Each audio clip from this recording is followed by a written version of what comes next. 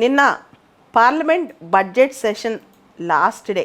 Government ఎన్నికలకు వెళ్ళబోతోంది. 10 సంవత్సరాల నుంచి తన పరిపాలన ఎలా ఉంది, అంతకుముందున్న యూపీఏ ప్రభుత్వం పరిపాలన ఎలా ఉంది, దీన్ని కంపేర్ చేస్తూ 59 పేజీల వైట్ పేపర్ని రిలీజ్ చేసింది ministry of finance, government of India నిన్న పార్లమెంట్లో.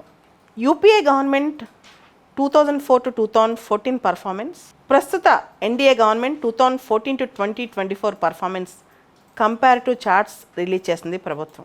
యూపీఏ గవర్నమెంట్ టైంలో ప్రభుత్వం దగ్గరుండే ఫినాన్సెస్ మీద చాలా ఒత్తిడి ఉంది. ఇన్ఫ్యాక్ట్ వాళ్ళు అమలు చేసిన పాలసీస్ పబ్లిక్ ఫినాన్సెస్ని పాడు చేశాయి. చాలా కరప్షన్, అవినీతి, ద్రవ్యోల్బణం, డబుల్ డిజిట్ ఇన్ఫ్లేషన్, చాలా ఎక్కువ ఇన్ఫ్లేషన్, బ్యాంకింగ్ రంగం అయితే కుదేలు అయిపోయిన పరిస్థితి అంట.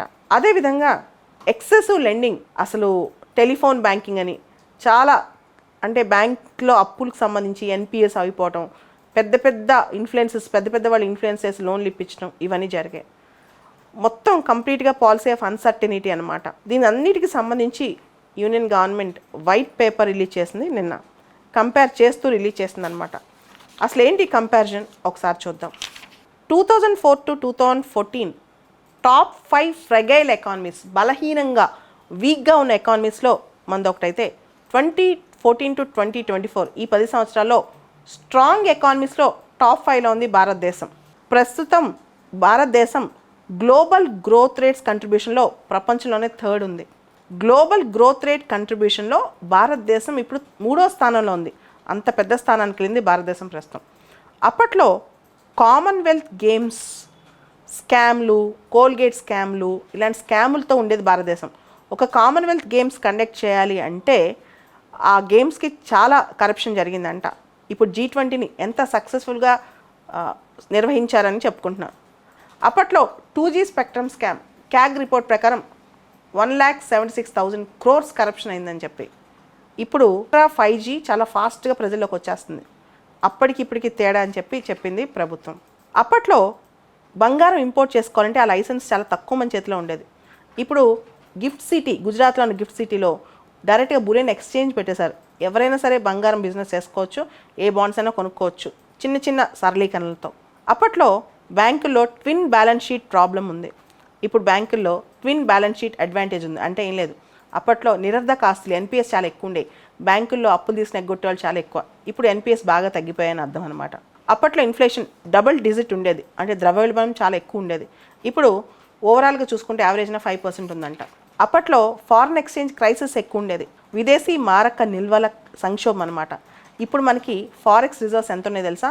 $620 billion US డాలర్స్. అప్పట్లో పాలసీ పెరాలసిస్ ఉండేదని చెప్పారు, ఇప్పుడు పాలసీ స్టెబిలిటీ ఉందంట. ఇదంతా ఈ కొత్త గవర్నమెంట్, అంటే లాస్ట్ 10 సంవత్సరాల నుంచి ఎన్డీఏ గవర్నమెంట్లో ఎలా ఉంది అని కంపారిజన్, యూపీఏకి ఎన్డీఏకి ప్రస్తుత ప్రభుత్వం చేసిన కంపారిజన్. ఇది మన స్టేట్మెంట్స్ కాదు, గవర్నమెంట్ ఇచ్చిన వైట్ పేపర్లోని స్టేట్మెంట్స్. దీనిలో అనేక అంశాలు చర్చించారు. అప్పట్లో క్యాపిటల్ ఎక్స్పెండిచర్ ఎలా ఉండేది, ఇప్పుడు ఎంత పెరిగింది. అప్పట్లో ఎలక్ట్రానిక్ ఎక్స్పోర్ట్స్ ఎంత తక్కువ ఉంది, ఇప్పుడు ఎంత పెరిగింది.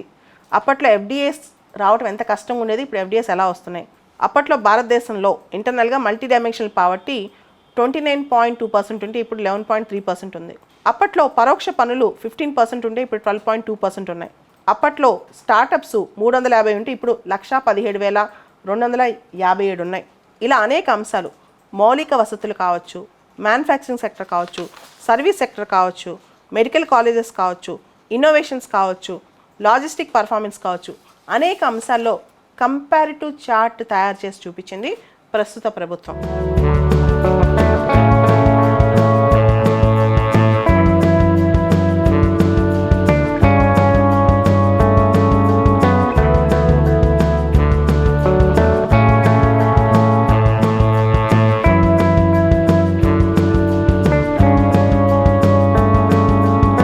ఈ దిశగా వైట్ పేపర్ రిలీజ్ చేసింది ఎన్నికల ముందు.